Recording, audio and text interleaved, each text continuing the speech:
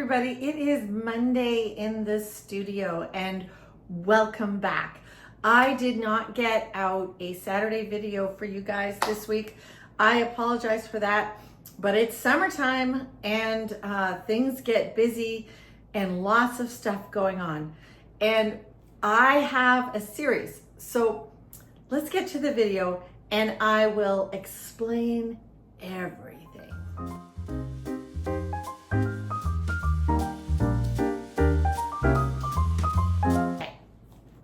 So you have been watching a series that I've been putting up on commissions.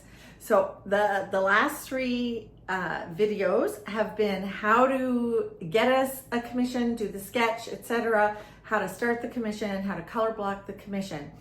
The color blocking one was great. You guys are loving it. However, I do have to apologize. I somehow either forgot to press play or deleted the footage of the actual color blocking.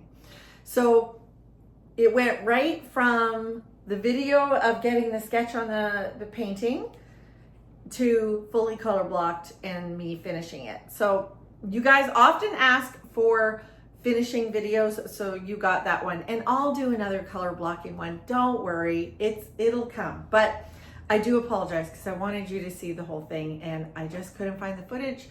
And Zoe was like, is there more?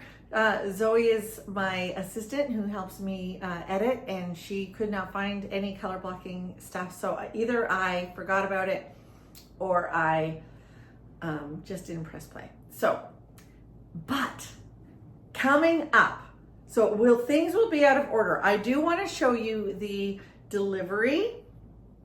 The client already has the painting. So we're gonna go to their house again, and I'm gonna show you the little reveal video that we made when we did bring it in one of the upcoming next videos. But she is not available until Thursday for me to even film that, and then we have to edit. So that might be next week. So if you're watching this video at any point, you'll find commission part 4, the delivery, etc. But it's gonna be a really exciting story. This lady and I have a history that we both didn't even know about. So I'm gonna be revealing that in the next video. And she is an awesome artist herself and interior decor. So I think we're gonna have about 2 to 3 videos with this client upcoming. So bear with me, that is coming. But today I wanted to just get in the studio and tell you, the life of an artist. I think that is why you guys follow me. You follow me for tips, I think. So like and subscribe because you always get tips. I'll tell you all sorts of stuff. I'll spill all the tea. And I love being in the studio and I love sharing it with you. So today has been today's a good week. I have opportunity to get into the studio. I am done all my commissions. So I have done a lot of commission work, a lot of getting galleries work for the summer. And I'm kind of at that point where I can breathe a little bit and I can have some fun. So I'm thinking that if I can get into the studio a lot this week, I might work on my abstracts and I might film some of that for you, even though that scares the heck out of me and makes me feel a little vulnerable. But being an artist is all about being a little vulnerable, right? Don't you think? You're putting out your work and you are showing it to people and they either like it or they don't. And that's a thing. So I did want to get in here, and just today's video is simply going to be a little update what's happened in the studio in the last week. And I'm going to show you some fun 12 by 12s that are coming up for the next square foot show. It is East Coast Vibes with our headliner Sharon Cranston Fox. So it's going to be fun. So I'm going to show you those little things. But I did think I would just, and I'm rambling. I'm finding I'm rambling. I was just going to show you what's going on in the studio. So this is a commission that you've seen. You saw me finish this in another video. And many of you have asked, Do I let the client see the commission while I'm painting it? No, I do not, because there's stages that it's just either muddy or things aren't clear, and I just don't want the customer to see it. And do I allow for changes? Yes, I do allow for 1 or 2 changes. So the customer actually had a change on this. If you go back to the other video, I had a lot of rapids in here and white in that area there. And she really wanted it to kind of be a little richer blue and calmer. And then I had quite a bit of fall activity happening in the trees, and she didn't want that. She wanted it to be kind of midsummer. So I did that. All right, my sunglasses have kicked in. I got interrupted. I have a crew here sanding the deck. So that was an interesting thing too. So life gets sidelined with maintenance. So, you know, I've had to take all the stuff off the deck so that people could come and power wash and clean. And now they're here to stain, and it's awesome. But we spent the weekend without any furniture, but it's a heat wave here. So we spent a lot of time inside. And I'm so grateful that my studio is air conditioned and heated. I had a palette, and my palette was had lots of paint on it because I was finishing a couple of the big commissions. And I always want to use up my palette, and I was painting the 12 by 12s, and I always want to use up my palette at the end. So I have a garden party in September. And if you are local, please come to my garden party. It is free. It is at my house.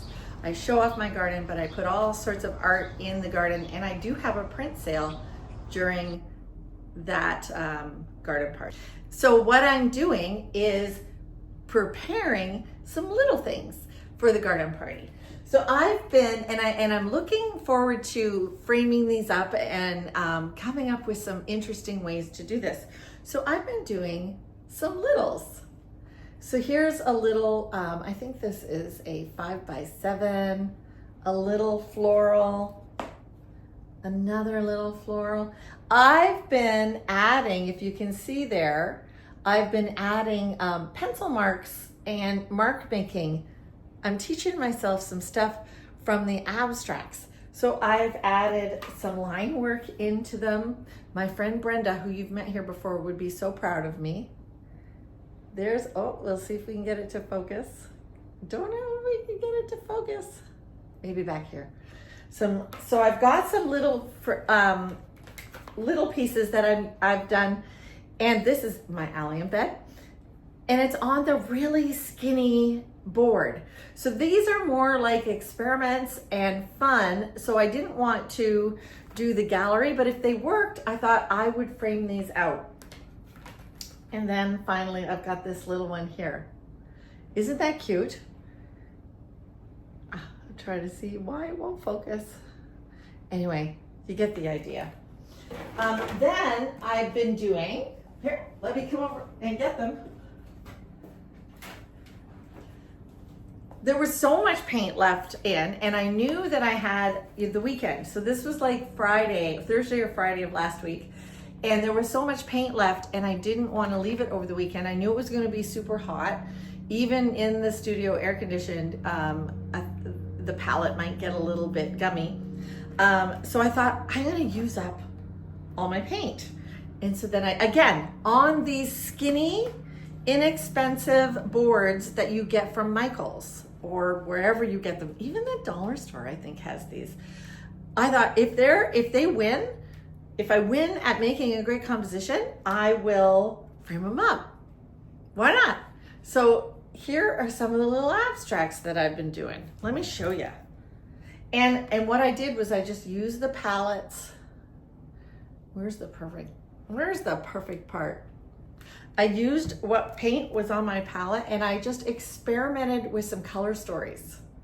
Some things that might be different for me, some elimination, some limited palettes, which is hard for me. But I think, I'm learning stuff for this. So this one was kind of neat.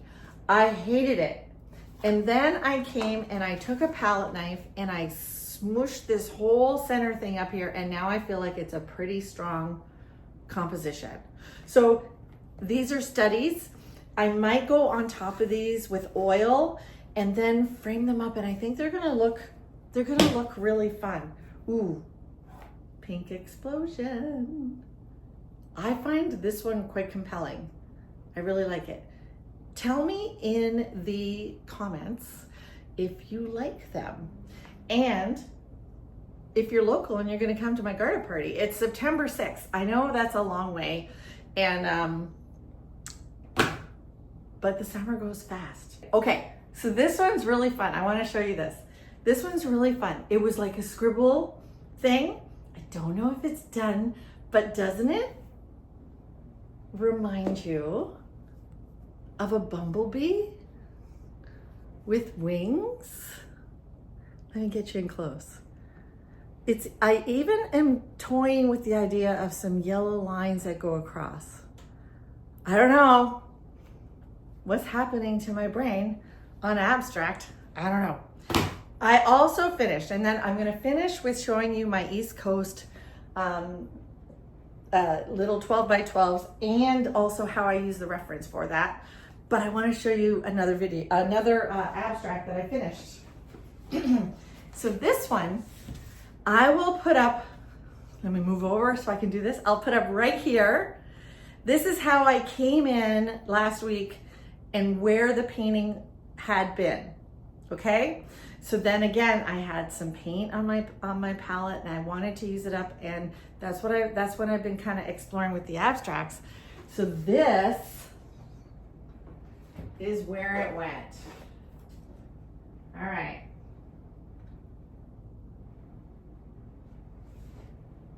What do you think? I like it.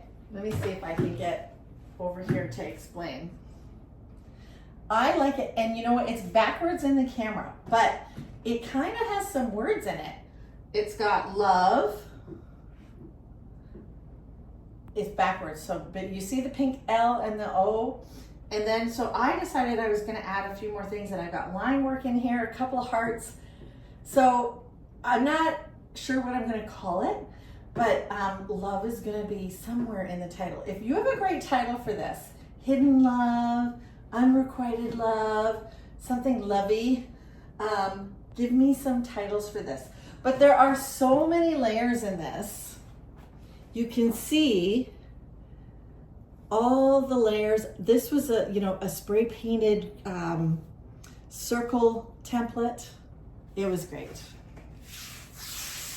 I got interrupted again, so you get cool Julia with her sunglasses. So I think I left off just saying that there are so many layers. There's so many layers in this, and you can see all the pencil marks. And I put this on kind of an abstract group that I am in online. It's just kind of a Facebook group. And I got some really nice compliments, especially from an abstract artist that I really admire who liked it. So I was like, ooh, that's great. Okay, so we're gonna finish off this video with the East Coast Vibe videos, or painted 12 by 12 paintings that are coming up for the next Square Foot show. If you don't know what I'm talking about with the Square Foot show, it's a show that that happens every month. It's an online show that I have created and founded with 3 other partners. And the story is, it kind of grew through COVID. I used to have a Square Foot show, a sale of 12 by 12 paintings in my studio years ago, and then COVID hit and nobody could come. It was an in-store, it was an in-gallery show. People had to come, buy the paintings right off the wall, and it was very successful. I had about 75 people who would line up and wait till I opened the doors, and they would come in and I would sell out. It was great. Loved it. COVID hit. We all know what that is. And I had to put it online.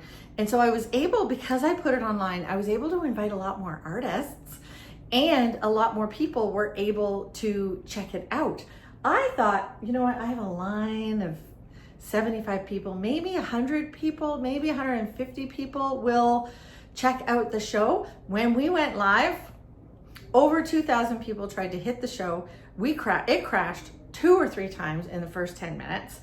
And we realized that our platform wasn't strong enough. So we use Shopify now, but our platform wasn't strong enough and did not recognize milliseconds.